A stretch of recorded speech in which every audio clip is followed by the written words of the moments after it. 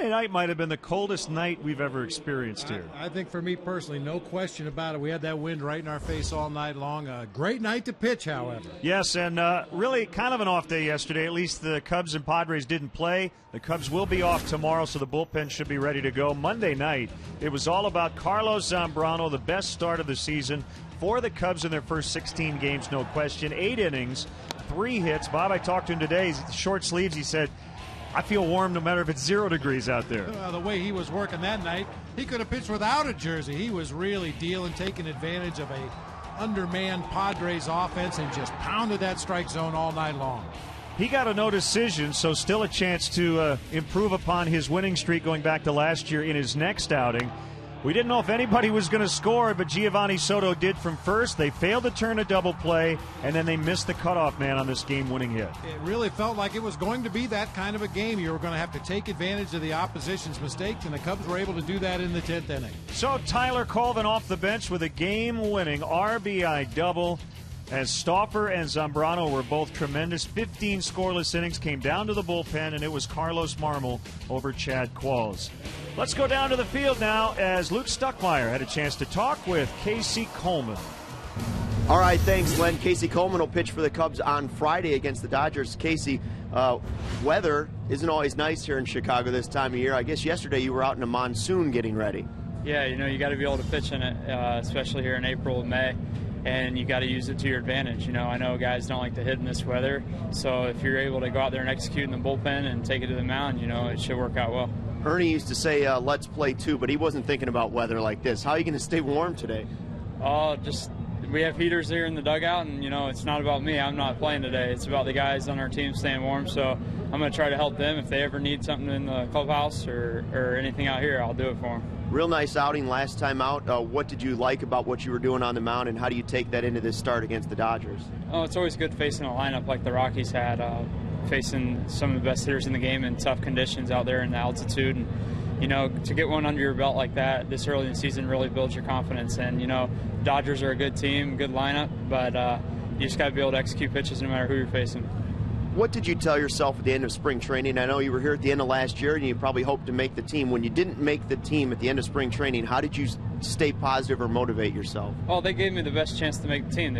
They allowed me to go in the bullpen and compete for a final bullpen spot. Some of the starters were pitching real well, and I thanked them for that. But as soon as I got sent down, I had to get my pitch count up, knowing that anything could happen in this game. There's been crazy things happen, and it stinks to be up here because of 2 injuries, but that's how quick things can happen. And I got my pitch count up a little bit in minor league camp, worked hard, and I'm up here. Tell us about your path here. It's kind of unique that you have Chris Sale on the south side and yourself, and you guys, both young pitchers, played college together. Yeah, no, Chris is unique. He's well progressed, and I saw that as soon as I was a junior when he was a freshman, and he came in there as a freshman and contributed to our team. We won a conference title right away, and as soon as I saw him, he was going to be something special. And I didn't know he was going to be a first-round pick pitching in the big leagues the same year he's drafted, but he works hard and he's a great athlete. You guys have a pretty good team. That's a fairly new program, right? Yeah, we've been around for about 7-8 years, and we won our conference the first 3 years we were in Division I. So being in Florida, you can compete with anybody. Division I, Division II, you play year-round and practice year-round, so it's pretty even. All right, well, good luck on Friday, and stay warm today, all right? All right, thanks. Len, we'll send it back up to you. All right, Luke, thanks very much. Casey Coleman will face the Dodgers coming up this weekend. Padres and Cubs. The Cubs just a half game out in the National League Central. We'll talk about today's starting pitching matchup for Game 1 coming up.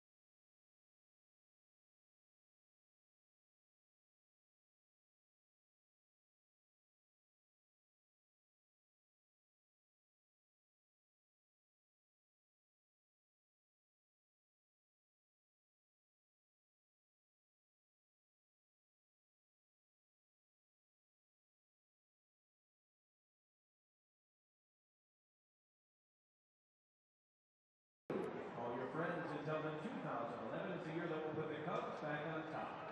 Visit the Chicago Board Options Exchange online at www.cboe.com.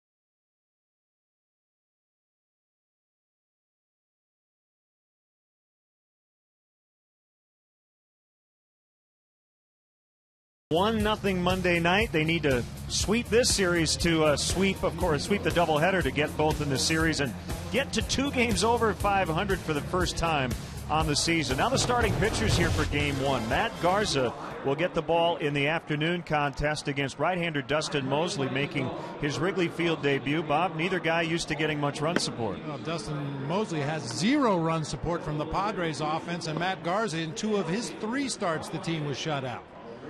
And in terms of Garza going instead of James Russell, James will pitch in the nightcap later tonight. The theory is you put your starter who can give you the most innings in Game 1, and then, as Mike Quaddy said, see what you have left for Game 2. Well, you assume you're going to need some bullpen help for James Russell just because of pitch count, if nothing else. So hopefully Matt Garza will be able to get the Cubs deep into the ball game today and save that bullpen if needed for Game 2. You only need a split to win the series, but why not get greedy? Why not get greedy? I mean, we've talked about the Padres offense. They don't score a lot of runs, so the Cubs, if they can find a way to get on that dish today, who knows? Maybe sweep a doubleheader. Doesn't happen often. All right, we'll have Game 1 of this day-night doubleheader coming up. The Cubs hosting the San Diego Padres from beautiful Wrigley Field. Next. Let's play 2.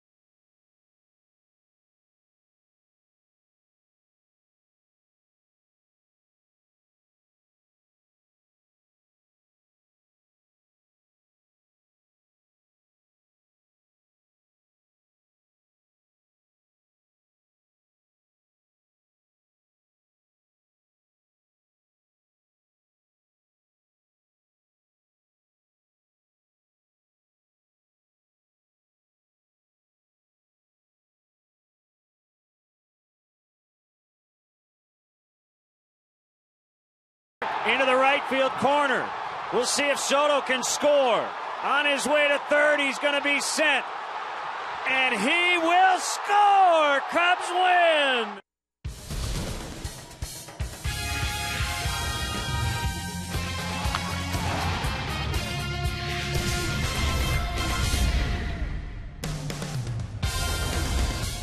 1060 West Addison in Chicago on another cold, windy, overcast afternoon. We're set for Cubs baseball on Comcast Sportsnet. Everybody bundled up once again. It's the first game of a day-night doubleheader. The Padres and the Cubs here on CSN. Hi again, everyone. Along with Bob Brindley, I'm Len Casper. Get comfortable. We're going to be here a long time tonight. Game 2 will start just after 6 o'clock. Bob, the Cubs have been, I guess, consistently inconsistent would be one way to put it. They haven't been more than a game over or a game under 500. I guess Chrissy Hine and the Pretenders described the Cubs season up to this point. They've been right in the middle of the road, yeah. Take a look at this graph. Boy, this makes me nervous. Reminds me of math class. But from what I can figure, the Cubs twice have been one game over 500.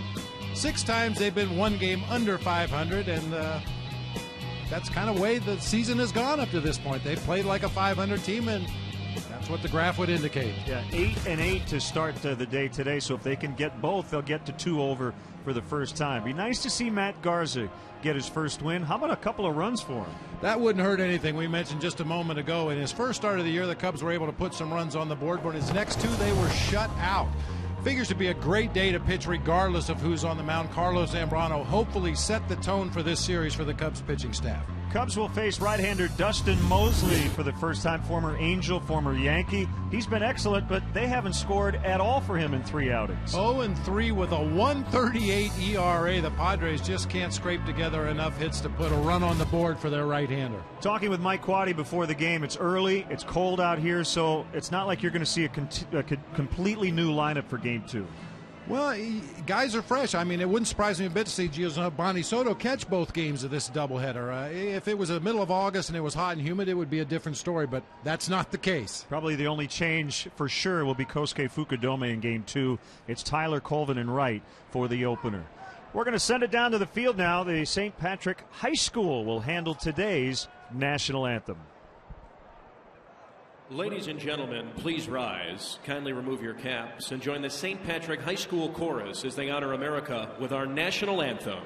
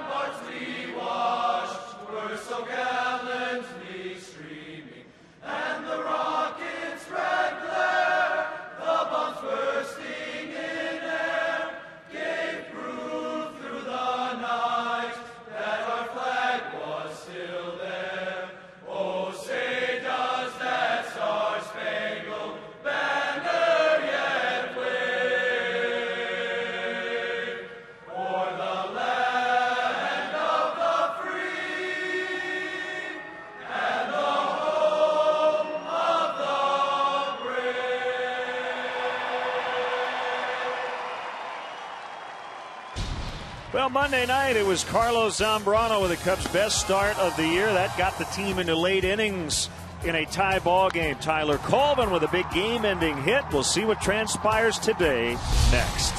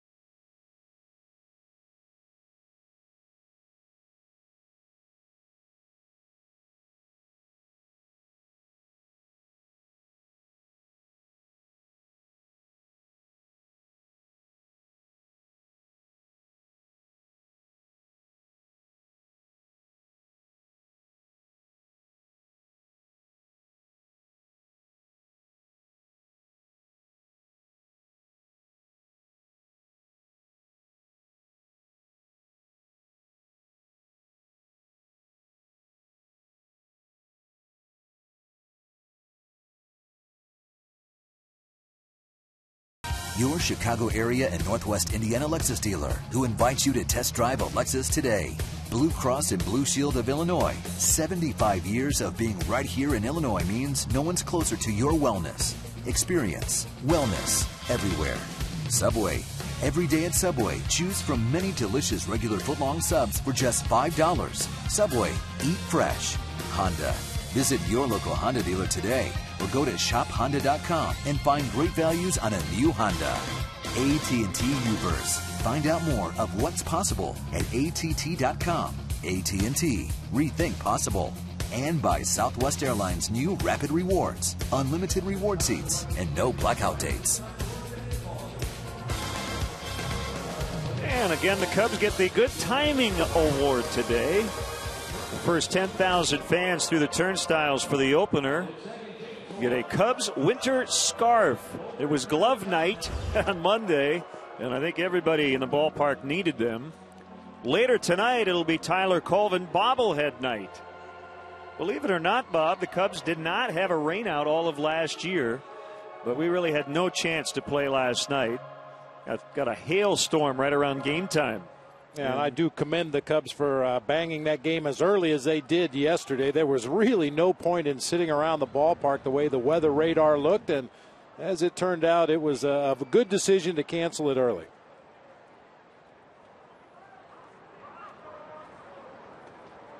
Let's check out the umpires.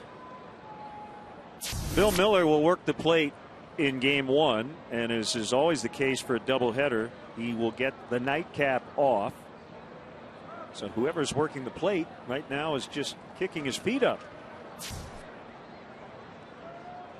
The wind is at the moment blowing out toward right, and that makes a huge difference. It was blowing straight in from center field on Monday night, and it would have taken a Herculean effort to hit the ball out of the yard. And Carlos Pena put forth a couple of Herculean efforts with nothing to show for it. Hit a ball to left center field that under normal conditions with no wind probably would have been out on Waveland Avenue, but as it was, it died in front of the warning track in left center. Yeah, it was, you couldn't shoot it out of here with a cannon on Monday night. Left-handed pull hitters and righties that go the other way may get a little bit of an assist from the wind here today. Cubs taking the field behind right-hander Matt Garza. And let's look in on the Padres Southwest starting lineup, written out by former Major League left-hander Bud Black. A lot of low batting averages in this lineup. Venable will start it. Jason Bartlett is at short. Orlando Hudson at second. Chase Headley will clean up. He's at third. Nick Hundley, the catcher, hitting .340. You have Ryan Ludwig off to a slow start, but he's been great at Wrigley throughout his career. Brad Hopp makes his first start of the series. Former Cub Eric Patterson is in center, and the pitcher is Dustin Mosley. Take a look at the Cubs defensively for game one of this split doubleheader. It'll be Soriano, Bird, and Colvin across the outfield. Ramirez and Castro once again on the left side of the infield, while Darwin Barney and Carlos Pena on the right side. Giovanni Soto doing the catching for our Lexus pursuing perfection starting pitcher, Matt Garza. Matt looking for his first victory of the season. Got the season off to a rolling start against the Pirates. That was an ultimate 5-4 loss. Garza, no decision in that game, but he did strike out 12 to go along with the 12 singles that he surrendered in 7 innings of work. Last start was up in Colorado, went 6 innings, gave up 7 hits and 5 earned runs in that ballgame. And as we get started today, a reminder, Comcast Sportsnet celebrates Earth Week. Green is universal. Cubs starting the day just a half a game out of first place. The Reds and Brewers are at 9 and 8. 5 teams in the division are all within 1 game. And we have an umpire change already. Bill Cuzzy is behind home plate.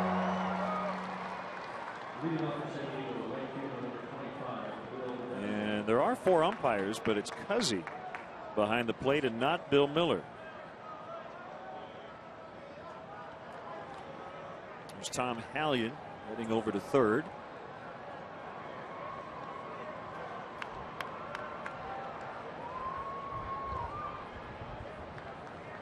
Well, from the looks of it, Bill Miller has game 1 off and will probably work the plate in game 2. So, interchange.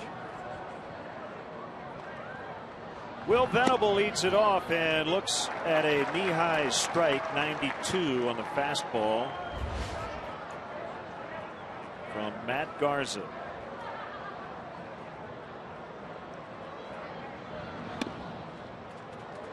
One is low and outside. Even though Garza spent his entire career in the American League prior to this year, he did face the Padres last year in interleague play with the Rays. And he beat them in St. Petersburg on June 24th, 5-3 the final. He went 8 innings and gave up just 3 runs. Granted, Len, the conditions were considerably different on Monday night, but Carlos Zambrano had great success throwing a lot of high fastballs against this Padres lineup. Swing and a miss, strike 3.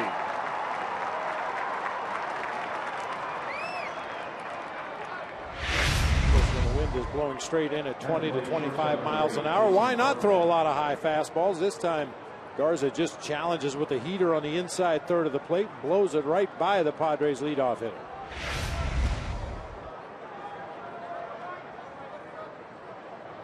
That brings up the shortstop Jason Bartlett.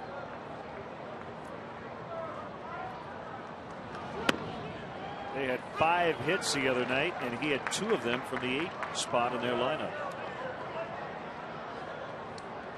It's all about the wind. It's 42 degrees. That sounds cold, and it's not warm, but from where we sit, because the wind is not in our face, it's out of the northwest at 14 miles an hour. A much more comfortable day.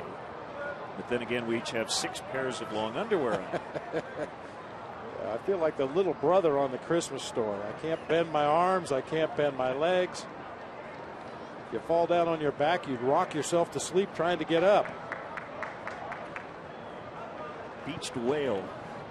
The 1-1 pitch pulled foul. These guys are former teammates. Jason Bartlett and Matt Garza.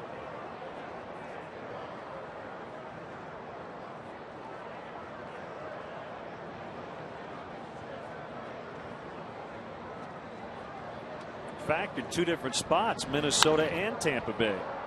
That one's fouled away. Yeah, Bartlett off to a slow start offensively, hitting under 200 going into play today with 1 run driven in. But we talked about it in game 1 of this series. He is not necessarily in this lineup for his bat. Superb defensive shortstop. They were involved in the same trade between the Twins and the Rays, just off the inside corner.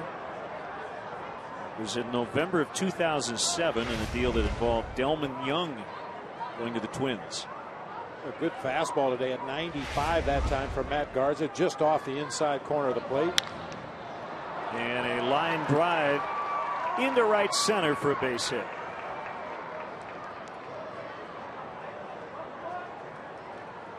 Follow all of today's stats and info in real time with Cubs in-game live only at csnchicago.com. Brought to you by Honda.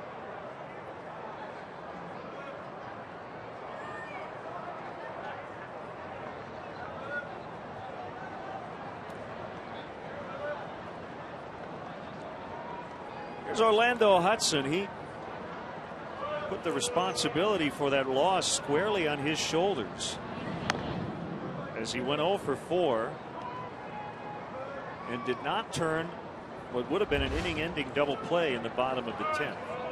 He was a little hard on himself, but it was a double play that I think he thought he should have turned. And eventually that would come back and cost the Padres 1 run, and that meant the game. Those cold temperatures and the wind on Monday affected everybody, not just the pitchers and the hitters. We saw outfielders playing a lot more shallow than we've ever seen them play here at Wrigley Field. And on that particular double play ball, it just looked like Orlando Hudson didn't have a good feel for it. The ball hit him in the glove. He just didn't make the catch. 1-1 the count.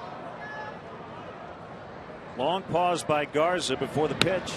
And it is a strike. By the way, we have Cuzzy at the plate, Mike Estabrook is the first base umpire. James Hoy at second, Tom Hallion at third, which again would indicate that Bill Miller will get home plate tonight.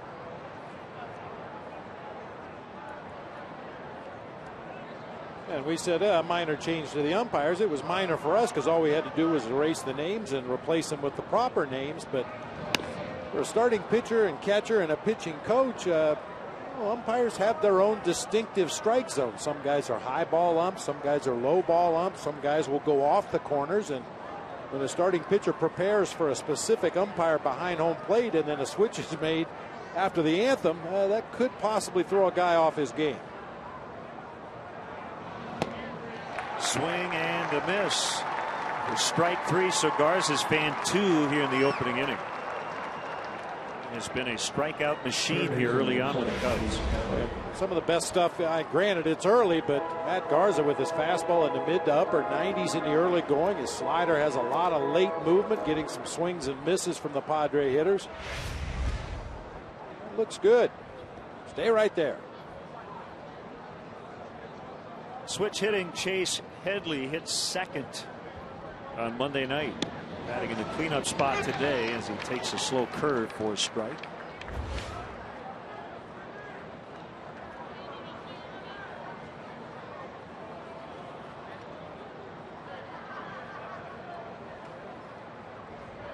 Headley, a natural third baseman, but came up. Kevin Kuzminoff was at third base, so Headley played left field. Back-to-back breaking balls, and it's 0-2.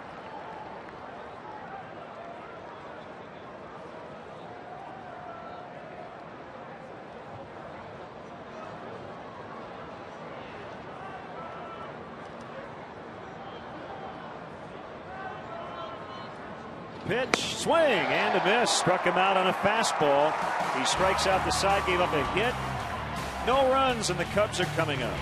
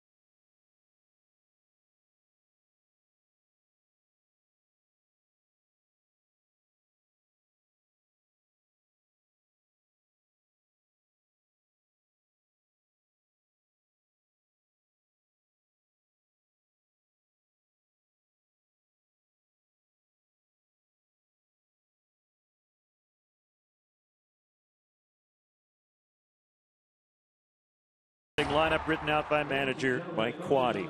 Castro, Barney, Bird at the top. Ramirez, Pena, Soriano in the middle. Colvin, who had the game-winning hit Monday. Soto, the catcher. He scored the game-winning run. And Matt Garza, the pitcher. Take a quick look at the Padres defensively here today. Ryan Ludwig in left, Eric Patterson in center, Will Venable over in right field. Chase Headley and Jason Bartlett on the left side of the infield. The O-Dog, Orlando Hudson at second. Brad Hopp over at first base today. Nick Hundley doing the catching for right-hander Dustin Mosley.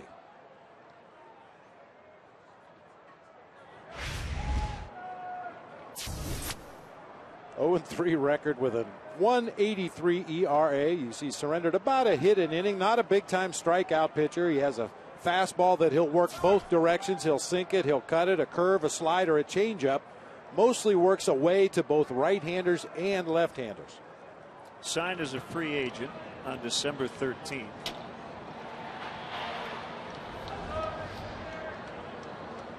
as he faces Starlin Castro. Low for ball one. Elias reporting the last time a starting pitcher's team did not score in each of that pitcher's first 3 starts to begin a year. 2008, as Detroit was shut out in each of Kenny Rogers' first 3 outings. Before that, the previous pitcher with no support in his first 3 starts, Rudy May, left-hander with the 1972 California Angels. Bounce to Headley. And he'll throw to first to get Castro for out number 1. So I guess going into today, if you add up 6 starts between Garza and Mosley, in only one of those combined 6 starts did either team give its pitcher any runs at all. And who knows, we may see a 12-10 game today. You just don't know. Oh, I'm betting not, but it's always possible. That's the great thing about baseball. Regardless of what the numbers say, historically, on any given day, anything can happen. 1-0 on Darwin Barney.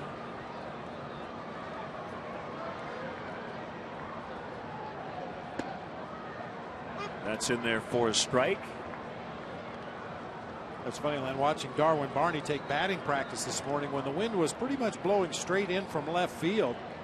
He's not the kind of guy you would suspect of having home run power, but he was driving balls through the wind into the bleachers in left field.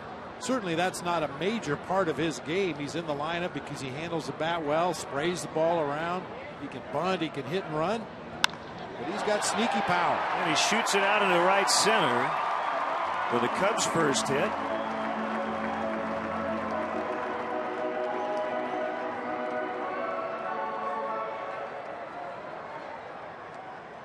Center fielder number 24, Marlon Byrd. Middle of the plate fastball. Didn't try to pull it. Didn't try to jerk it out of the ballpark. Just hit it hard somewhere. This time it goes to right center to Eric Patterson. First hit of the game for the Cubs. We'll bring up Marlon Byrd. He has really cooled on since a 9-game hitting streak.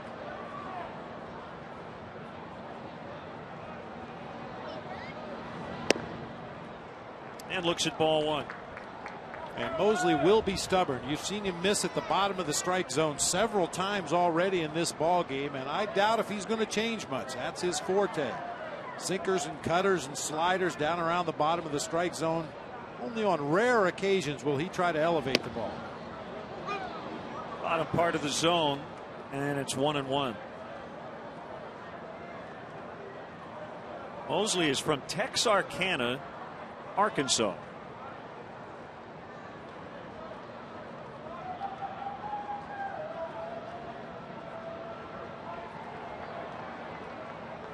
And a throw to first.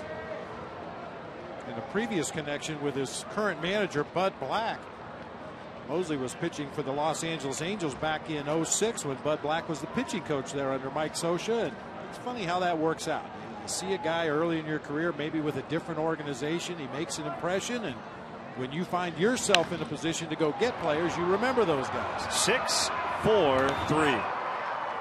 It's what Mosley does best as he works a 10-pitch scoreless first inning.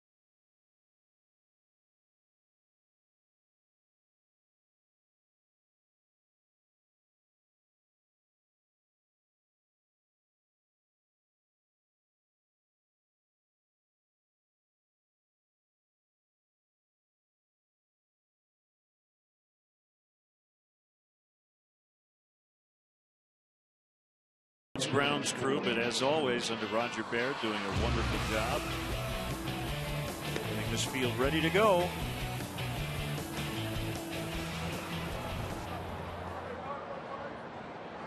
I think you would look great in that hat.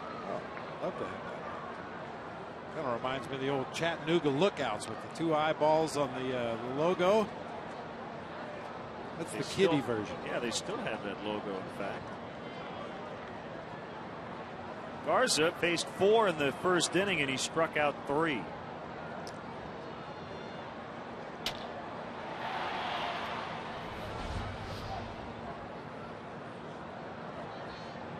Catcher Nick Hundley off to a fantastic start at the plate, hitting .340 with 3 homers and 9 knocked in. Swings and misses for strike 1. No relation to Randy and Todd. Father-son combo. Played for the Cubs.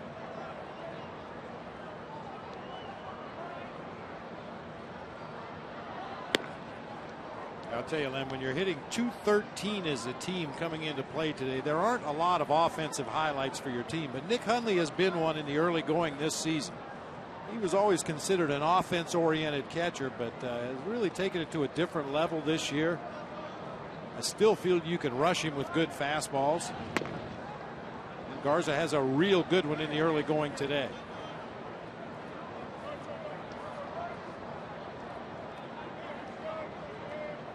Struck out 20 in his first 2 starts. Had 5 in the loss at Colorado, 6 innings in his last start. And the 2-1 is away. 3 balls and a strike. Ryan Ludwig on deck. Brad Hopp also will get a shot. Guy with a lot of previous at bats and not good numbers, not in the lineup for the Padres against Garza. That's Jorge Cantu, 2 for 13. I'm sure he'll be in there against the lefty Russell a little bit later on. Catch game 2 at 6 o'clock on Comcast Sportsnet Plus.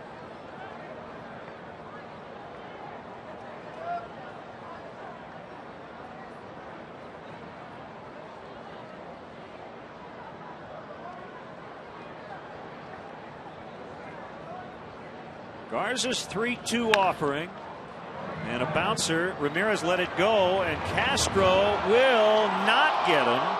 Apparently Hundley just beat it out.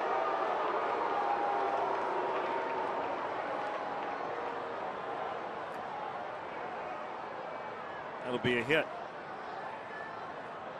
Under most circumstances, the third baseman is taught to take anything he can get to his left. That time it looked like Ramirez intentionally let that ball go by to give Castro the play, and it looked like Hundley did beat it out at first base. Very close play. So it is a leadoff infield single for Hundley, and here's Ryan Ludwig. 1 for 2 against Garza with a home run. Slider for a strike at 87.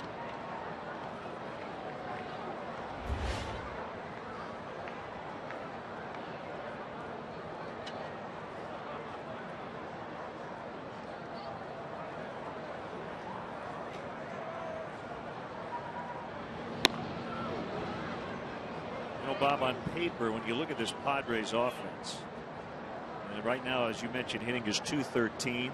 It's the worst batting average in the majors. They're second to last among all clubs in runs. They just don't have that one centerpiece. They used to. Yeah, they used to. Adrian Gonzalez, but they just don't have one guy who you absolutely, quote, can't let beat you. Which makes me think that Bud Black, as this season progresses, if the Padres continue to struggle to score runs the way they have in the early going, I would expect to see a lot more running, hitting and running, stealing bases. Maybe a bunt and run here and there. Just find a way to move runners into scoring position, because, as you said, they just don't have that guy that you can rely on to come up there and hit the ball in the seats with any kind of regularity, especially at their home ballpark.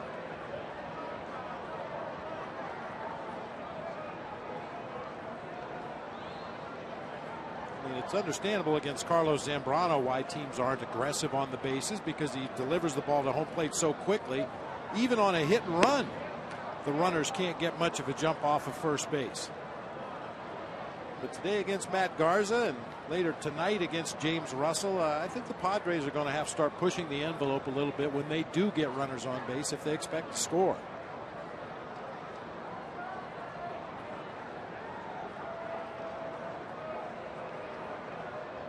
Ready now for a 2-2. He got him.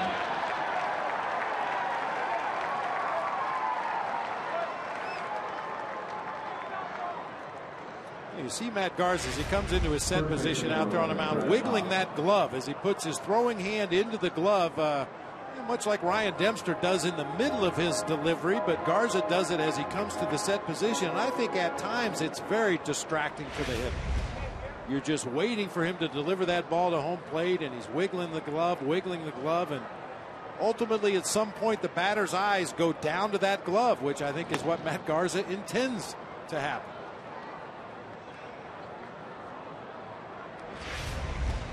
Right there at the set position, he wiggles, comes set just for a split second, then delivers the ball to home plate.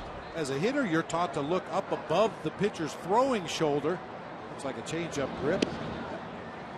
You're taught to look at that area above the throwing shoulder and picture a box or a circle where the hand will come through and try to pick up the pitch as quickly as possible. And anything you can do to distract a hitter from that visual point above the shoulder is going to work to your advantage. Another changeup. Missed low. It's 3-0 on Brad Hopp. I think back to the days of Big Red, Rick Sutcliffe pitching here in Chicago. In his delivery, he used to hold the ball out behind his back, almost showing it to a hitter, and then would go into his delivery. And once again, as a hitter, if your eyes are distracted away from where you're focusing, you're probably not going to put your best swing on.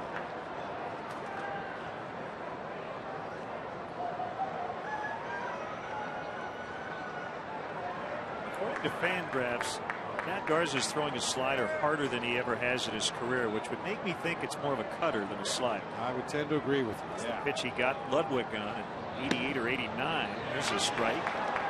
And it's 3-2.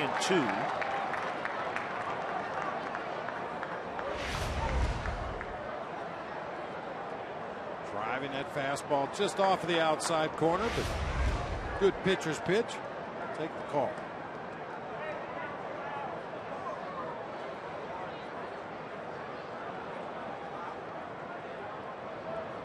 See if Hundley is going on this pitch. He is not. Swing and a miss. He struck him out on a heater. 5 outs, all strikeouts for Garza. Hey fans, don't miss your chance to get the Best Buy pack here at Wrigley Field. 4 tickets, 4 drinks, and 4 hot dogs starting at just $40. The Best Buy pack is available for all April and May games. For more details and to purchase your Best Buy pack, visit Cubs.com/Best Buy pack.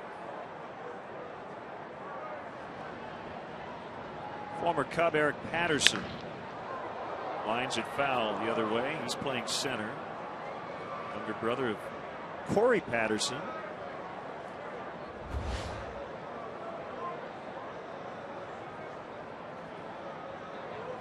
Came over from Boston in the offseason. 8th round pick of the Cubs out of Georgia Tech in 2004. Pretty versatile guy, and he drives that ball out into right center. It's going to hold up, however, for Colvin. And that'll end the inning. Leadoff single, no runs. We're scoreless early.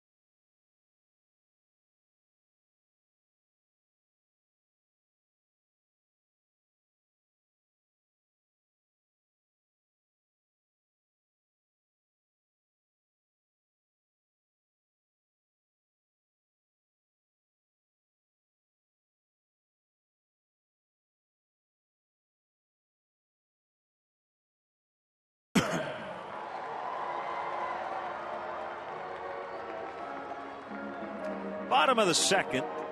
Ramirez, Pena, and Soriano against Dustin Mosley. Some other afternoon action today. Chris Narveson was pitching very well with a 3-0 lead over Cliff Lee to the bottom of the sixth, but Placido Polanco just hit a 3-run homer, so the Phillies and Brewers are tied at 3 apiece. They beat Roy Halladay last night.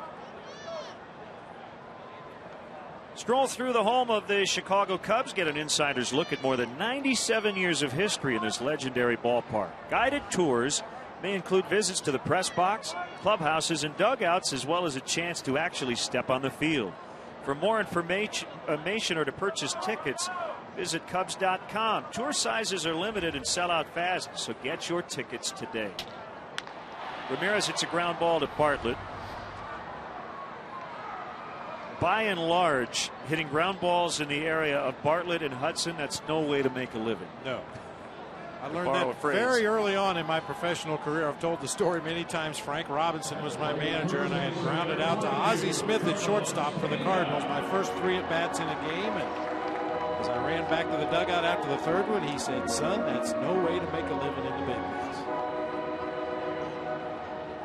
Now Carlos Pena, who all he could really do was laugh. It's either laugh or cry. He hit a couple of balls that might have been home runs on any other night except Monday. Showed a little frustration after the second one as he slammed his helmet down. Yeah, but I was very encouraged by that, Len, because he drove that ball to left center field. We've seen this exaggerated pull shift from every opponent this season, and if he starts to drive that ball toward the gap in left center field, he's going to get plenty of base hits over the course of the season. Padres leave the third baseman, Headley, on the left side and put Bartlett over on the right. The other night they left Bartlett kind of in his normal position, moved Headley to the right side, and at one point Pena laid down a bunt hit.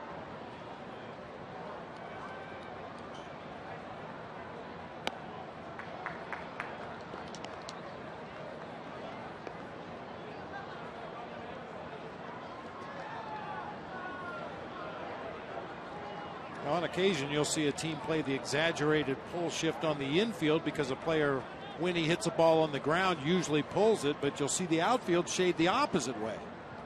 That's not the case with Carlos Pena. They play him to pull in the infield. They play him to pull in the outfield. Let's see how far over into right center field Eric Patterson is out there in center. Will Venable shading over close to the line in right. If you remember being a kid, when you have 5 or 6 players per team, you would call your field.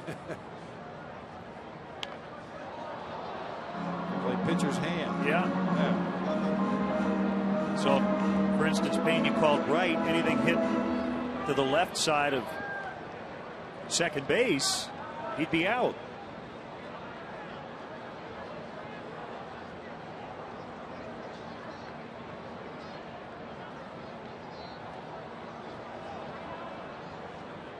Tell you how many windows we broke when we were kids playing baseball in the backyard. I just hope kids still do that today. I know there's been a lot of talk about kids not playing baseball, but for me there was nothing better. Play home run derby with a wiffle ball. Oh yeah. There's always some kind of game that involved a bat and a ball. No matter how many players you had available, you figured out a way to make it work.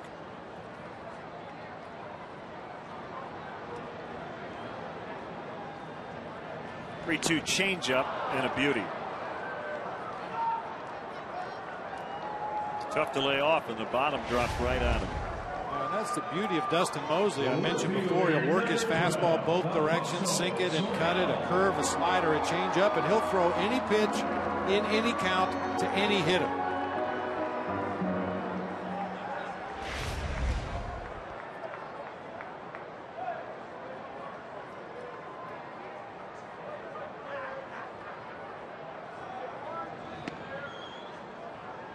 One ball, no strikes to Alfonso Soriano.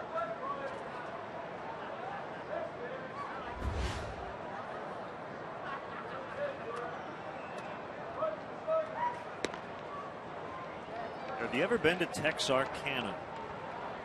I'd say as I have. An interesting place. He's from Texarkana, Arkansas. It was a Texarkana, Texas. And the name is a conglomerate of 3 states: Texas, Arkansas, and nearby Louisiana.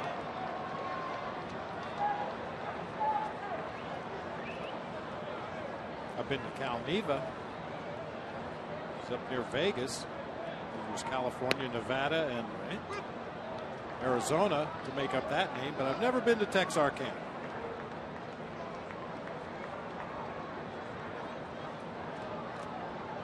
Well, if you ever did go there, I'm sure Dustin Mosley would show you around. There's a base hit in the left. Ludwig will pick it up and quickly get it back in, and that'll keep Soriano to a single. Gives Tyler Colvin, the offensive hero Monday night, an opportunity. Soriano, good low ball hitter, and as we've seen in the early going, Mosley pounding away at that knee area. That time a sinker that just didn't get down and in far enough, and Soriano made him pay with a ringing single into left field.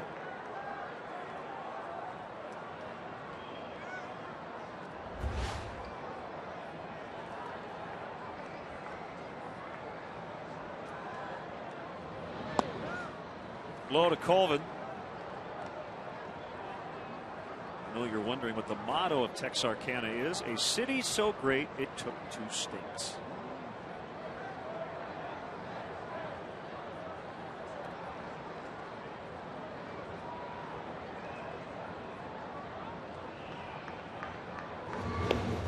We'll go to a similar place in June. Kansas City will be on the Missouri side of the border.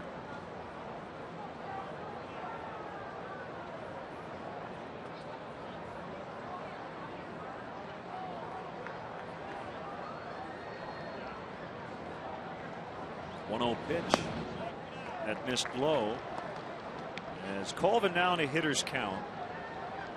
Lights are on, overcast skies, but dry. I think this is a good matchup for Tyler Colvin today. He's struggled a little bit to get untracked himself. Hopefully that big game-winning base hit on Monday will get him going. Colvin, too, a real good low ball hitter. Mosley pounding away at the bottom of that zone. That time a 2-0 straight changeup.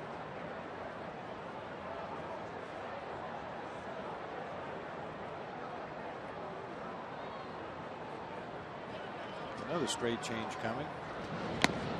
Foul tip. It's been a very good pitch for Mosley here in this inning.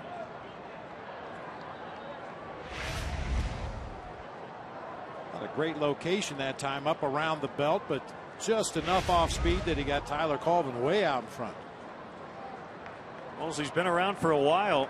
Drafted out of high school in 2000 by the Reds. 34th overall pick. It was a supplemental round.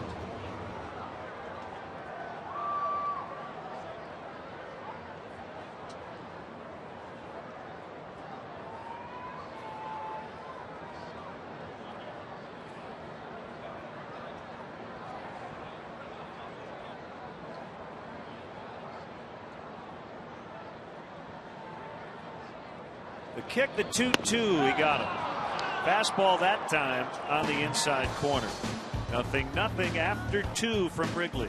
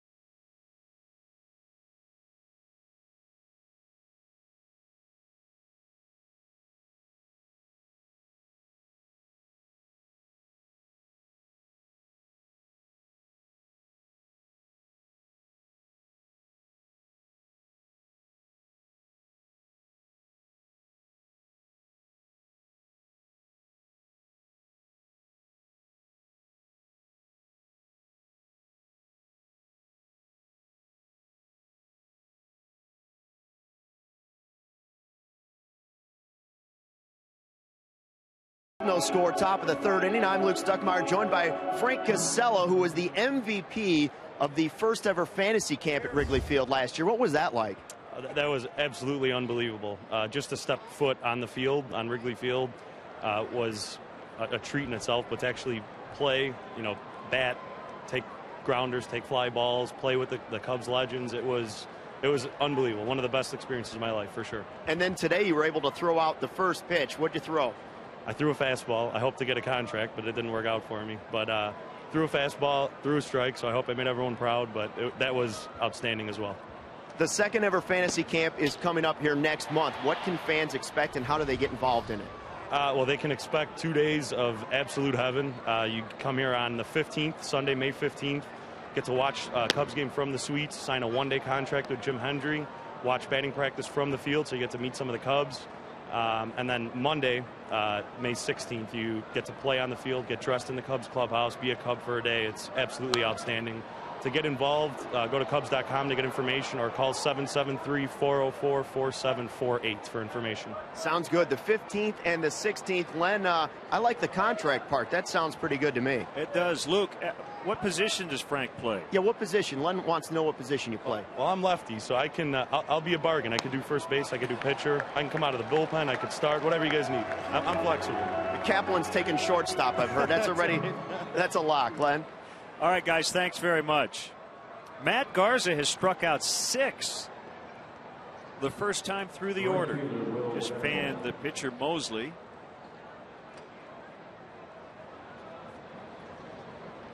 Brings up Will Venable for the second time. Venable 0 for 4 in the series. Son of your former teammate Max Venable. Max Venable had a nice major league career, played for several ball clubs, a fleet-footed center fielder, prototypical leadoff hitter, could bunt, could run.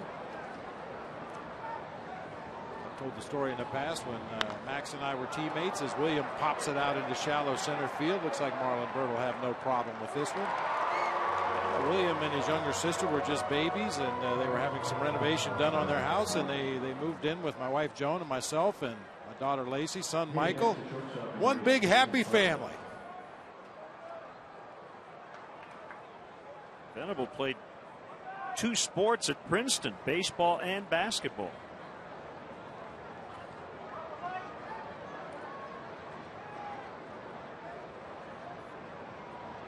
Now Bartlett singled off his former teammate in the first inning. One of their 2 hits to date.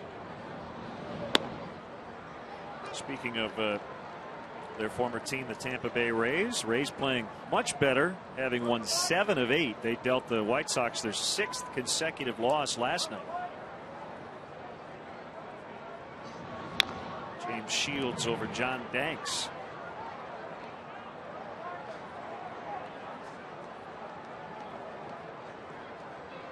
Who was the pitcher of record for the White Sox? John Danks. You're welcome. Be one of those days. It's early.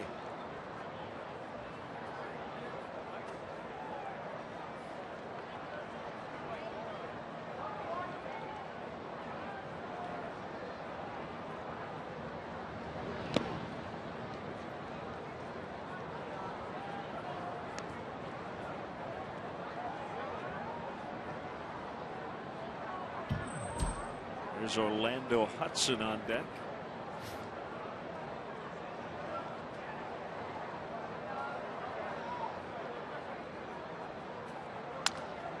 Shattered his bat, got in on the handle, and Darwin Barney will throw out Bartlett. First 1, 2, 3 for Garza, just 10 pitches for him in the third.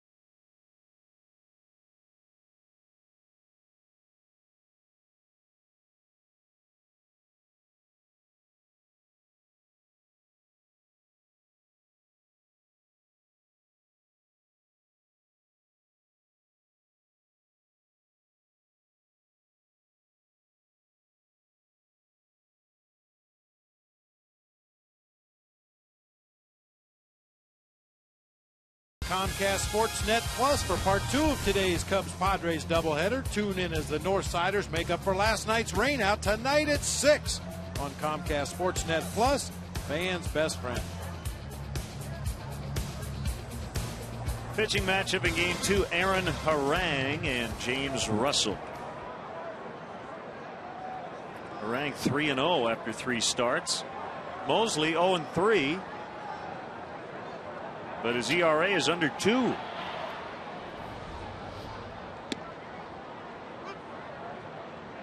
We often talk about run support. Every staff seems to have that one guy who just is the tough luck pitcher. You just have to tune it out. There's really not a whole lot you can do about it unless you hit a home run when you come up to the plate yourself. It gets back to controlling what it is you can control and not dwelling on the other aspects. All you can do as a starting pitcher is go out there and try to execute your pitches, get your team back in the dugout quickly, and limit the damage by the opposing offense. You can't really do anything as far as run support unless you swing the bat well yourself. 1-2 on Soto. Garza's on deck, and then Starlin Castro. Fouled right at the plate. Talking with Mike Quaddy about that 10th inning when Soto got on. He thought about, should I pinch run for him? It's not an easy decision because you just don't know how long the game's going to go, and because it was his catcher, he had to really make sure. You really expose yourself if you bring in Coy Hill and then he gets hurt and the game goes 16 or 17 innings. And as it worked out, Gio was able to score from first on that ball hit into the right field corner. Drills that ball to left. And Ludwig will have to chase it down to the wall as Soto's now hitting 6 in a row, and he becomes the first runner for either team to get to second base. Gio took advantage of a rare mistake up in the zone by Dustin Mosley. Everything we've seen him throw has been down, down, down. This pitch up, belt high in the middle of the plate. Soto is all over it. Line drive down into that left field corner. First extra base hit of the game. First run scoring opportunity of the game for the Cubs. Expect to see Garza to put down a bunt here.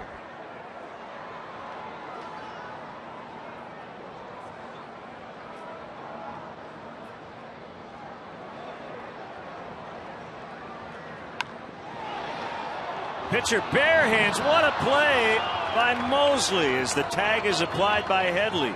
Brad Hopp was about 15 feet away from home plate. Garza kept it away from him, but Mosley barehanded it, and they get that lead man. Well, that'll be a note in the scouting report. Mosley getting off the mound quickly, not only making the bare hand play, but throwing all in one motion to chase Headley at third base. That's about as nice as you can do it as a right-handed thrower.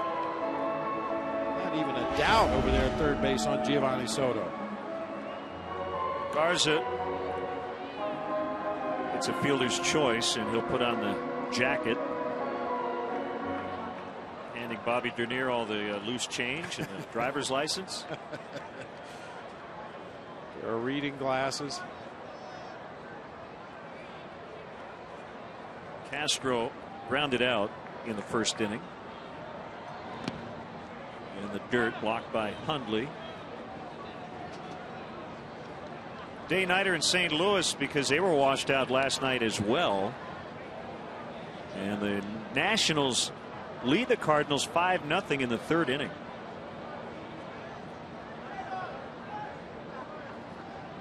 John Lannon against Jake Westbrook in that one.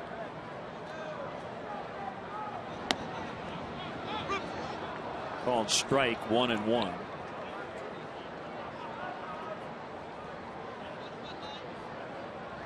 Ryan Franklin is out as the Cardinal closer after struggling.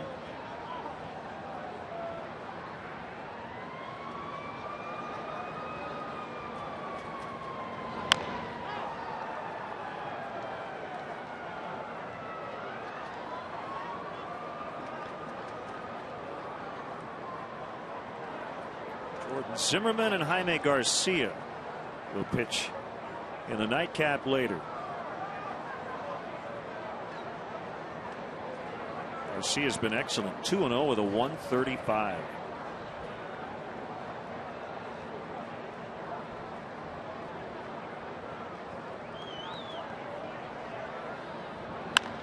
Back to the pitcher.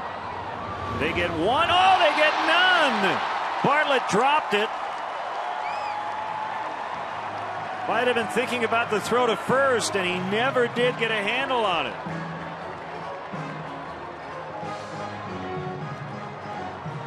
Well, there was a botched double play in the ball game last night that paved the way for Tyler Colvin's game-winning hit. Maybe it'll be another botched double play today to allow the Cubs to score a run. About as routine as it gets. A one-hop comebacker. Mosley squares himself up to the target. A perfect throw right over the base. Jason Bartlett just cannot handle it. Well, we've talked about how great their defense is up the middle with Bartlett and Hudson. They've each made a very costly error already in this series.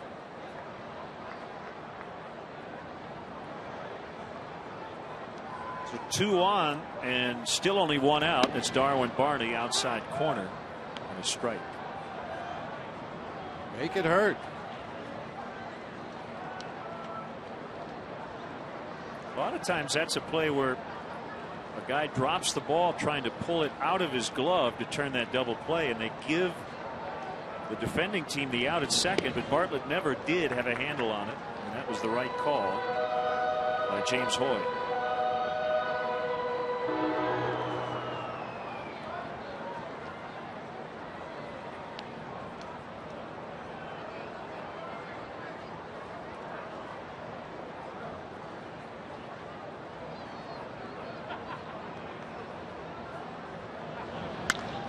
The middle, backhanded by Hudson, the flip to Bartlett. They get 1. They'll be at the corners with 2 outs. Nice play by Hudson. Of an off-balance throw, but right on the money to Bartlett, who made sure he hung on to it this time. Looked like a base hit ticketed for center field. Hudson goes out into shallow center to make the play. The little shovel toss under his left arm back to his shortstop covering the bag right there. 3 fielders' choice in a row here in this inning. Too many choices. Way too many choices. Just hit one in the gap. Be a hitter's choice. Marlon Byrd grounded into his 4th double play of the year back in the 1st inning.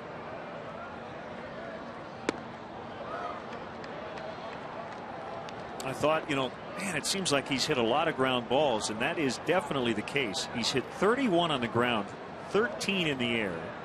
So about 70% of the balls he's put in play have been ground balls. That's way up. Last year was about 65%, but Bob, 2 years ago when he hit a career best 20 home runs, it was about 50-50. Fly balls and ground balls.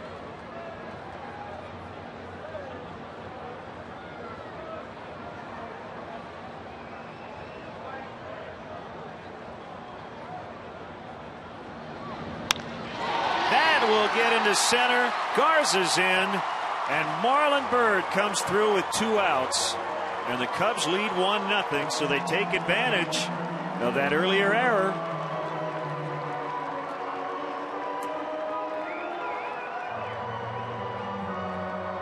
Boy, on another day here at Wrigley where you're just not sure how much offense you're going to see, it is huge to take that early lead. Marlon got a cutter up and out over the plate, took it right back up the middle of the field. And the Cubs jump out to a 1-0 lead here in the bottom of the 3rd.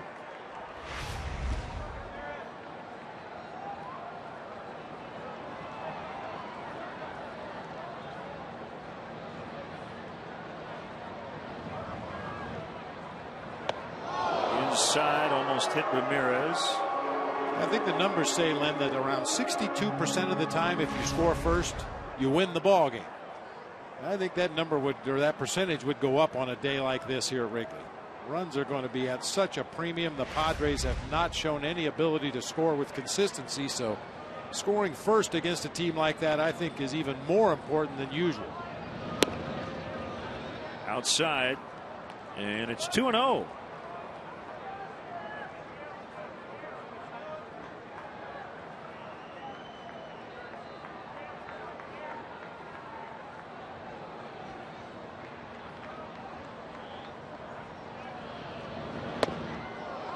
Three balls, no strikes. Carlos Pena on deck.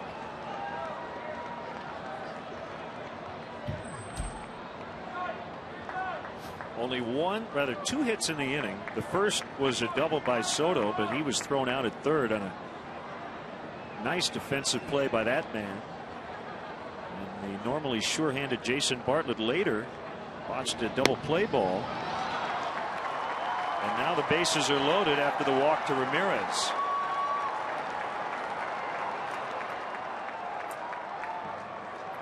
When Ryne Sandberg wants Chicago's best prime steaks, he heads to Harry Carey's Italian Steakhouse in Chicago, Lombard, or Rosemont. Call 773-HOLY-COW or visit harrycareys.com today. An underrated guy in terms of the top pitching coaches in the league. Darren Balsley's been with the Padres for a long time and has helped pitching staffs be up at or near the top in ERA for a while.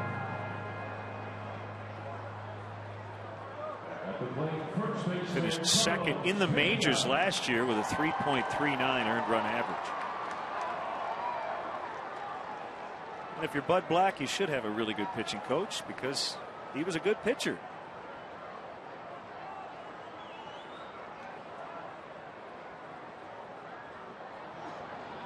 Mosley will go from the windup. They will put on the shift against Pena with the bases loaded and a 1-0 count.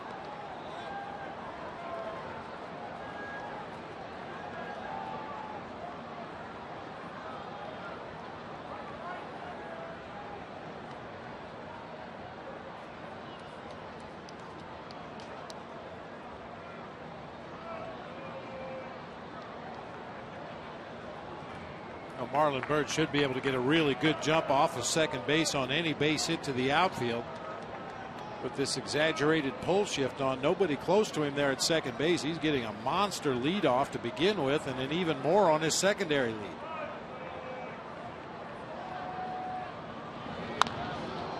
Pounded on the ground, foul past Bob Dernier at first.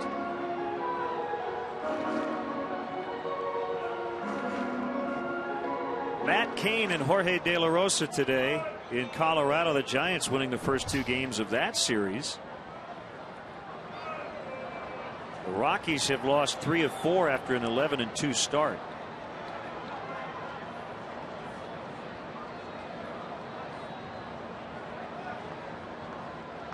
And they are scoreless, just underway in that one. 1-1 pitch, way inside. You know, Pena's going to make him work.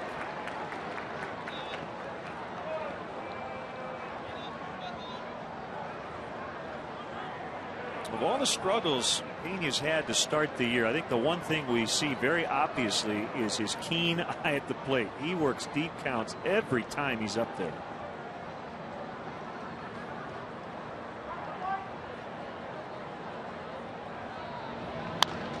And a ground ball to first. Picked up by Hott. Mosley covering, and that's the inning. They leave him loaded. They do, however, get the first run. It's 1-0.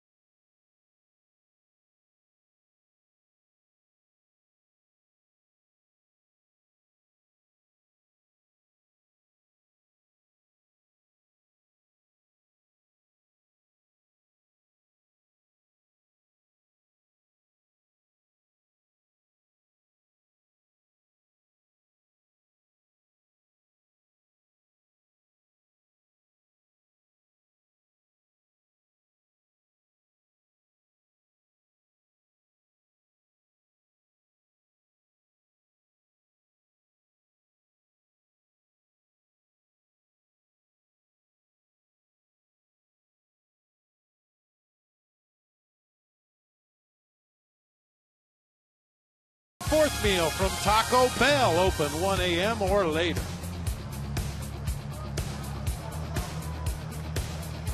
An unearned run. Cubs are on the board. Hudson, Headley, Hundley.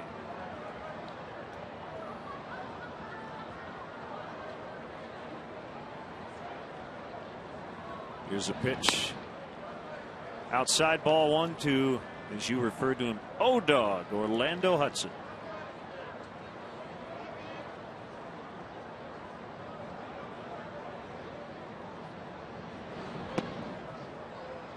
He's from South Carolina, 4-time Gold Glover, 2-time All-Star.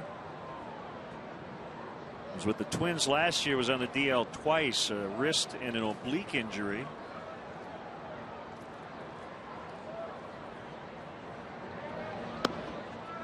Two and one.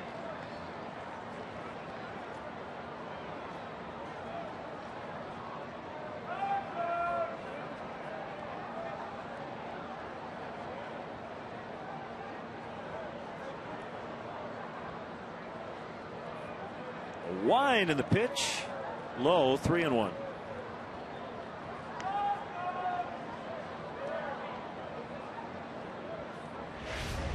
Garza had to shake about a half a dozen times to finally get to that pitch. He wanted to throw a 2-1 curveball, just try to roll it up there in the middle of the plate and get a called strike, but unfortunately bounced it in the dirt to run the count to 3-1. Bob, tell fans why it matters that a catcher give the pitcher the first sign he wants. I mean, obviously, ideally, a pitcher's always going to throw the pitch he wants. But is there a rhythm part of this where you just don't want to be waiting and waiting and waiting? Absolutely, especially when a guy's throwing the ball well. You want to get the ball back to him, hang the right sign so that he can just stay in that good rhythm as Hudson takes a fastball right down to shoot for strike 3. A reminder, Comcast Sportsnet celebrates Earth Week. Green is universal. Plus, you don't want your pitcher out there thinking too much. Ideally, you're on the same page and you call the right signs in every situation, and he just sees the sign and immediately goes into his delivery. The longer he has to stand out there and shake his head to get to the pitch he wants, he starts to have a little self-doubt himself. Well, geez, my catcher called for a slider, I shook it off. Called for a breaking ball, I shook it off. I think a fastball in is the right pitch, but maybe I'm wrong. That's the last thing you want to have happen out there on the mound. Have a pitcher thinking too much.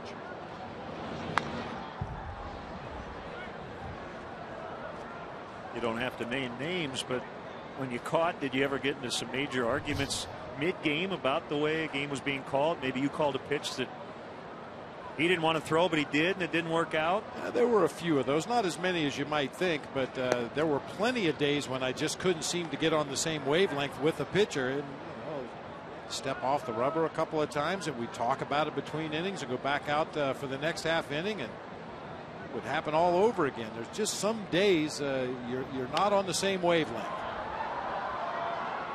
In the pitcher's mind, he feels like perhaps on this day my off-speed stuff is much better than my fastball. I can throw a slider for a strike whenever I want, but I can't spot my heater. But as a catcher, I don't see that.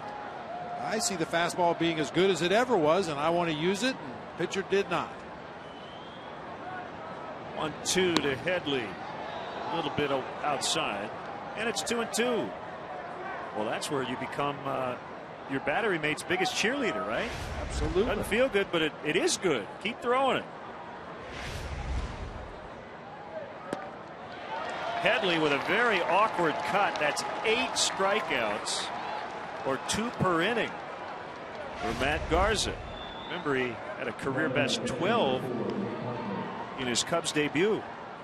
Good hard slider that started on the inside corner, ended up off the plate, down and in. That very awkward swing you mentioned from Chase Headley for strike 3.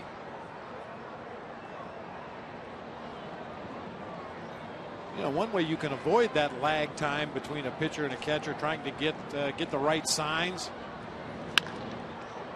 Diving stop. Ramirez just can't get a handle on it. Hundley is 2 for 2.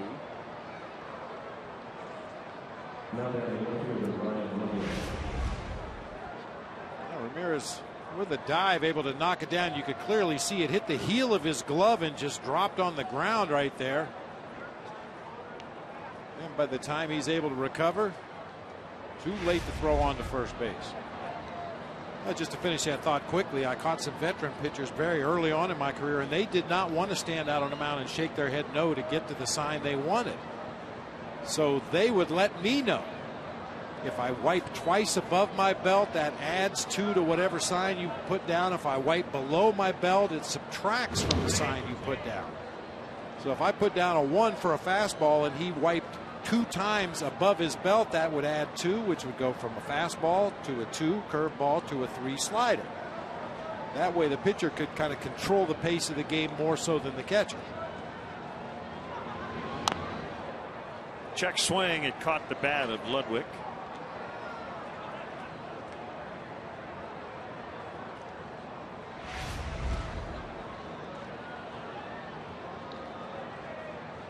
Another question about calling games. So you played at one time for Roger Craig. Did he call a lot of pitches when you caught, or did he leave it up to you? He pretty much left it up to me. He had a specific sign that he would give me as Ludwig lofts a soft liner into center field, putting runners at first and second with 2 outs.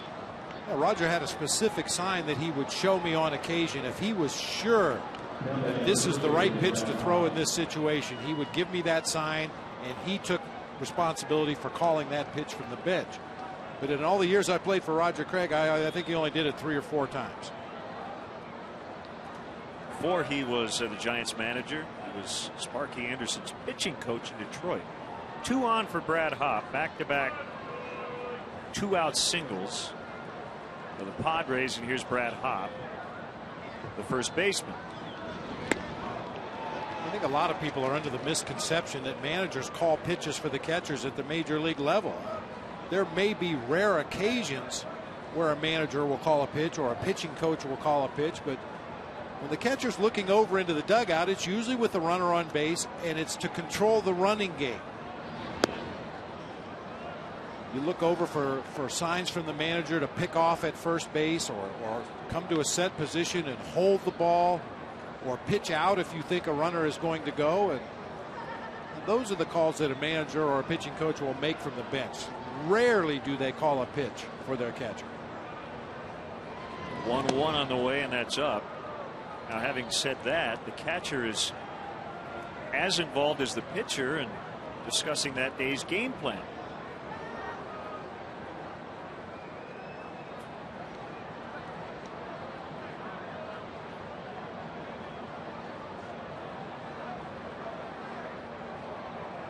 Two-1 on the way, and that's outside. And that goes back to your thought of trying not to make the pitcher think too much.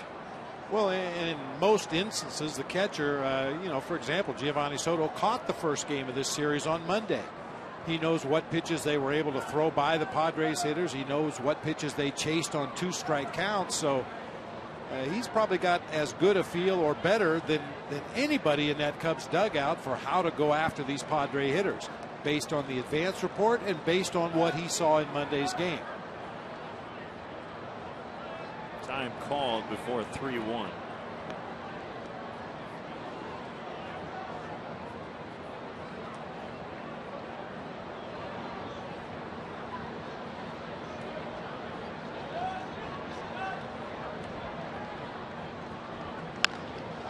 And that one will be caught by Castro. He gets great jumps. And he ranged far out into left to make that grab. Still 1-0.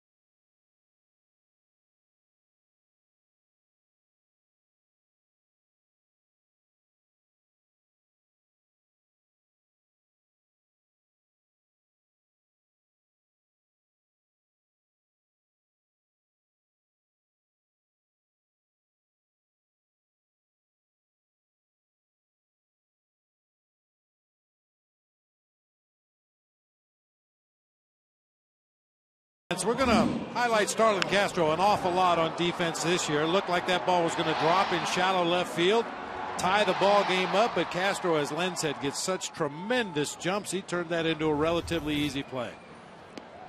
As Dustin Mosley gets ready for the bottom of the fourth, this is actually good timing. Mark Grant, Joliet native and former battery mate of yours in San Francisco. Mud, great to see you as always. Lenny. You'll be broadcasting Game 2 with Dick Enberg. But we were just talking about a catcher's role in calling pitches, and I wanted to ask you how he was to work with. Oh, BB was great. If I could tell a quick story, BB caught my major league debut in Cincinnati in 1984, and Frank Robinson was our manager. So he called us into his office with pitching coach Herm Starrett, and we go over the lineup, top to bottom. Fastballs away, fastballs in, curveballs here, changeups, keep it down, whatever.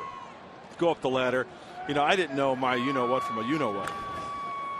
So we leave the meeting, and just to kind of ease the situation a little bit, Bobby puts his arm around me and goes, "Forget what those guys just said. I'll put down some numbers and you throw to the glove." And that was it. You know, it isn't as complex as it is now as it was back then. The guys do their homework. My goodness. Soriano lifts to right. This will be no problem for Will Venable. I asked Bob if he ever had any arguments with pitchers. He said not as many as you would think, but did you ever you weren't on the same page one day with a guy and just it was like pulling teeth to get through the game? Absolutely. And then, in fact, there was one time, I won't say any names, but there was a time when there was a situation, guy coming up to the plate, and I wanted to throw a first pitch slider, runner at scoring position. Catcher comes out to the mound. I said, "Hey, first pitch slider. Let's pound it down and away. If he takes it, hopefully it's a strike. If he puts it in play, it's a grounder that we need." Gets behind the plate, and usually they don't give signs. He gave a sign, fastball. And I'm like, come on. And now that's a different book. That's not even the same page. So, but getting back, you know, I can speak for Nick Hundley. I mean, first of all, great kid. Secondly, smart, does his homework diligently with pitching coach Darren Balsley. I mean, all of our pitchers do such a great job. And Nicky is a kid who day in, day out sits down with the starting pitcher and the guys in the bullpen and goes over a game plan and sticks with it. Bob, I think you'd really appreciate getting to know a guy like Nick Hundley. We got a great group of guys in that clubhouse with the Padres. You know, they're not going to score a lot of runs, but they're working, they're swinging through it. And Mosley still has not had a run in support. Terrible. In his fourth start. It's been tough. And you know what? You know, the pitching staff's been doing great. They're holding up their end of the bargain. But it's not like the hitters are just going, oh, well, you know, another strikeout. You know, we'll get. No. They're busting their tails. They're hitting extra. They're doing everything they can with Randy Reddy to get prepared. They're going over scouting reports of pitchers. 3-1. Colvin lofting into shallow right center, and it's going to be caught by Eric Patterson for the out. You know, Mark, all that being said, does there reach a point in a season where the pitching staff says, come on, let's go. You know, we're doing our job. Just score a run. We'll win some ball games. I think pitchers talk. I think hitters talk. Position players talk. They're going to do everything they can to pump up their guys to try to get hits. You know, pitchers probably talk amongst themselves and say, hey, gosh, you know, I threw 8 scoreless innings last night. I'd like to get 1 run, 1 or 2 runs of support. But sure, I mean, Bob, I remember you talking behind my back. It's a base hit. I still do. Well, we've been talking about you the whole game. Well, you're one of our favorites, Mud. You know that. You always have been, and we appreciate the opportunity to talk with you. I know that you used to play many, many games in Hale. Oh, yeah. When you were a kid. You were really baffled as to why we didn't give it a shot last night. Hey, I would have been out there warming up, getting ready to go 9. In high school, if there wasn't snow on the ground, it could have been 30, 28, 25 degrees. We were playing baseball. Hardcore from Joliet. Come on. I read a note, I think it was in the San Diego Union Tribune, that a few of the Padres pitchers were literally going to walk out onto the field to play catch about 3:30 yesterday, and they got in the tunnel and went, no thanks. No thanks. Hey, you know, Clayton Richard is one of the toughest guys. I mean, this guy, first of all, he's Adonis. I mean, the guy works so hard, like all of our pitchers. But he went out to throw a side yesterday. He threw like 2 pitches. He goes, you know what, I'm not going to be able to get any work in this. And Clayton's a tough cookie. He's a tough kid. So that gives you an idea how miserable the conditions were last night.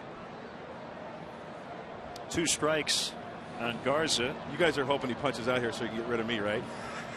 No, we'd like him to hit a home run. You kidding me? Oh, we don't need anything to happen on the field to get rid of you, Matt. We just take the headphones off and tell you to beat it. Garza has scored the only run in this game. It was unearned back in the 3rd inning. And he swings and misses. Mud, guys, great to see him beat it. Beat it. Give us a headset and beat it.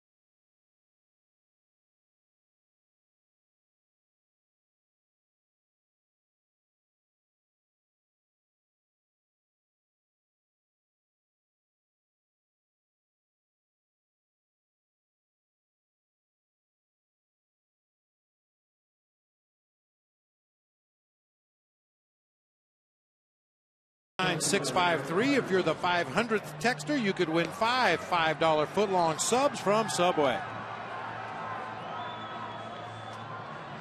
It's cold, but not nearly as chilly as it was Monday night, and again last night when the game was postponed a few hours before the scheduled first pitch.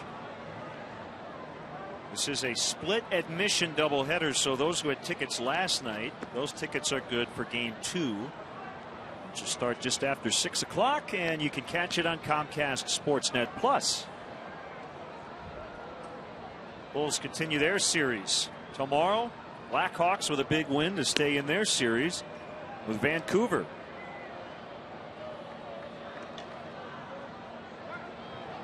Eric Patterson will lead off the 5th. Cubs leading 1-0.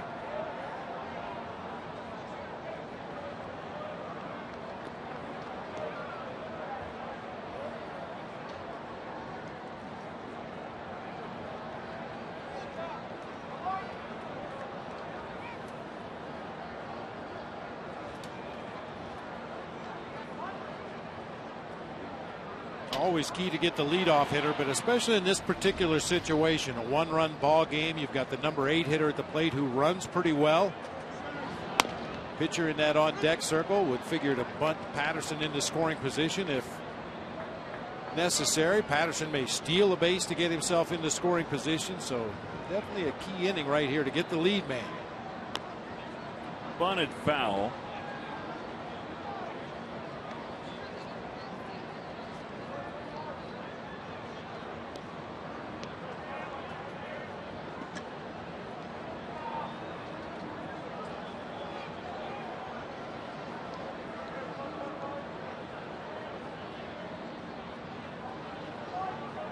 So really wants his pitch down. Ground ball picked up by Darwin Barney.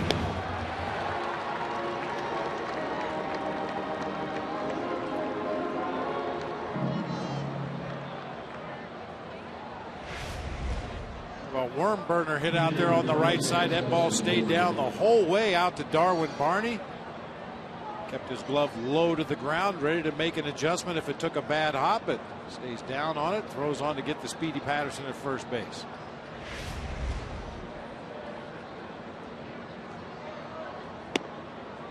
If you're ever around spring training while infielders are taking their ground balls or working on a defensive fundamental, you'll hear the term low to high, low to high.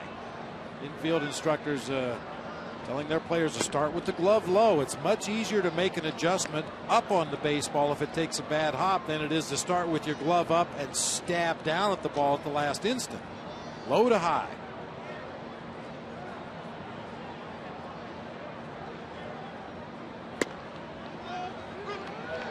2-1 to Dustin Mosley.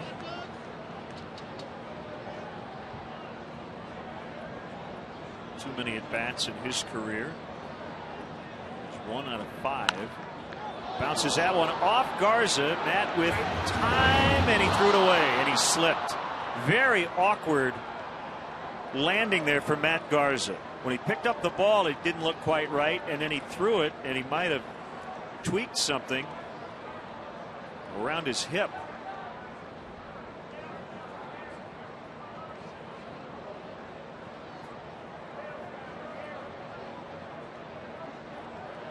Fortunately, the ball wasn't hit real hard back through the box. It just looked like Matt couldn't react to it. It hit him on the right hip. Fortunately stayed with it, but you can see right there as he went to plant his right foot, it just kind of slid out from under him, giving him no base to make that throw to first.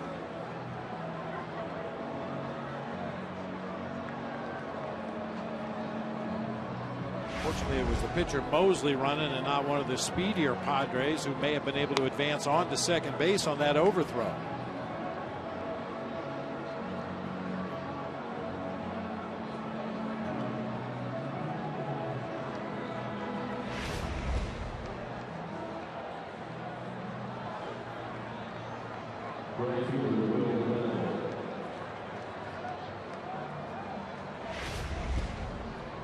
They just stretched out that quad, and he's all right. Well, he says he's all right. This is a compliment to Matt, but I think he'd be the last guy I would trust on this team. He's just full of energy. You could tell right off the bat he didn't even want to talk to Mark O'Neill. I'm okay. But hopefully that is the case. There's a strike. You don't believe any of them. No, they're all liars. They all want to stay in the game. Yeah, can you give me one more hitter? Yeah, sure. I'm good.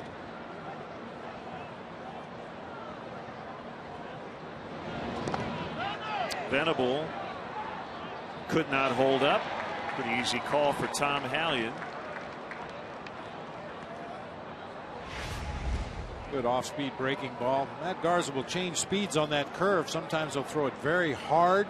Other times he'll take a little bit off, make it more like an off-speed pitch. That time got Venable to go fishing for one in the dirt.